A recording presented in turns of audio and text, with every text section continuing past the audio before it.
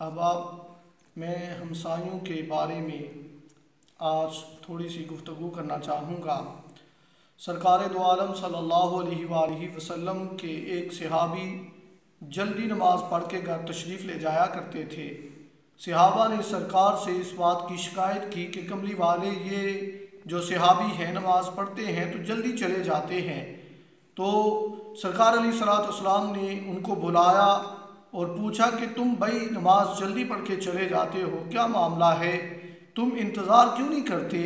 تو عرض کی کملی والے بات دراصل یہ ہے کہ میرے گھر کے ساتھ والا جو گھر ہے ان کے گھر میں جو ہے وہ پھلدار درخت ہے اور اس کی ٹہنیاں میرے گھر کی طرف ہیں، میری اور اس کی دیوار ایک ہے۔ تو رات کو ہوا چلتی ہے تو اس کے درخت کا پھل میرے گھر میں گر جاتا ہے اور میں نہیں چاہتا کہ میرے بچے اٹھیں اور اس کا پھل بغیر اجازت کے کھا لیں، تو میں جلدی چلا جاتا ہوں، اس کا پھل سارا اکٹھا کرتا ہوں، اکٹھا کر کے سارا کا سارا پھل اس کے گھر میں پھینک دیتا ہوں، کہیں میرے ہمسائے کی حق تلفی نہ ہو جائے۔ تو کملی والے میرا جلدی جانا اس وجہ سے ہے کہ میں اپنے ہمسائے کو پریشان نہیں کرنا چاہتا، میں اس کی جو ہے وہ پھل اپنے بچوں کو دینا نہیں چاہتا کیونکہ میں نے اجازت نہیں لی ہے۔ حضور نبی کریم علیہ الصلوۃ والسلام نے ارشاد فرمایا کہ ہمسایوں کے بارے میں اتنے حقوق آتے گئے کہ مجھے لگنے لگا کہ جبریل امین علیہ الصلوۃ والسلام کسی دن یہ پیغام لے آئیں گے کہ وراثت میں بھی ہمسایوں کو حصہ دے دیا جائے گا۔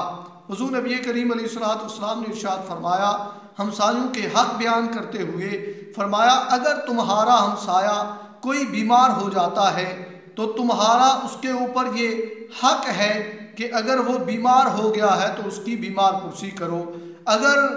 اس کو کوئی پریشانی آ گئی ہے تو تم اس کی پریشانی دور کر سکتے ہو۔ تو کملی والے نے ارشاد فرمایا کہ پھر تم اس کی پریشانی دور کرو، اگر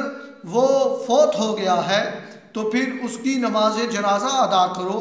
اگر کسی لحاظ سے بھی وہ اس کے اوپر قرضہ ہے، وہ مقروض ہے تو اس کا قرضہ ادا کرو، اگر اس کے گھر میں کھانے پینے کی اشیاء نہیں ہیں تو اگر تمہارے پاس یہ ساز و سامان ہے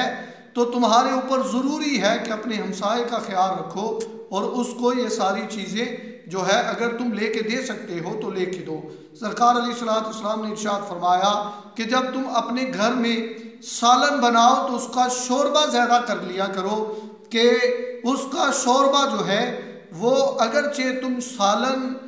اس کو سارا نہیں دے سکتے لیکن ہمسائے کے بچوں کو بھی اگر تم گوشت وغیرہ بناؤ تو اس کا شوربہ دے دو تاکہ اس کے بچے بھی خوش ہو جائیں اور وہ بھی جو ہے وہ خوشی خوشی اپنی زندگی گزار سکیں۔ تو احباب، یہ جو موجودہ حالات بنے پڑے ہیں، ساری دنیا کے کاروبار بند ہیں اور ساری دنیا پریشانی کے عالم میں ہے، تو اب جو لوگ صاحب حیثیت ہیں اور صاحب استطاعت ہیں تو میری ان سے گزارش ہے کہ ان کے اگر جو قریبی ہمسائے ہیں ان کا خیال رکھیں، نہ کہ ایسے کریں کہ دور دور کے لوگوں کو دیتے جائیں اور قریب کے لوگ جو ہیں وہ بیچارے بھوکے مرتے رہیں۔ یہ پوچھا جائے گا کل قیامت والے دن کہ تمہارا ہمسایہ تمہارے پاس میں پریشان تھا اور تم نے اس کا خیال بھی نہیں کیا، تو یہ پوچھا جائے گا۔ تو احباب، جو لوگ، جو رشتہ دار، جو بھی احباب ہیں، یہ گلے شکوے چھوڑ کر کے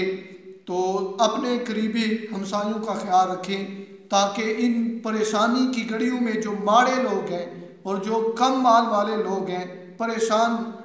چھوٹا طبقہ ہے مالی لحاظ سے، اللہ ان کی پریشانیاں آسان فرمائے۔ السلام علیکم۔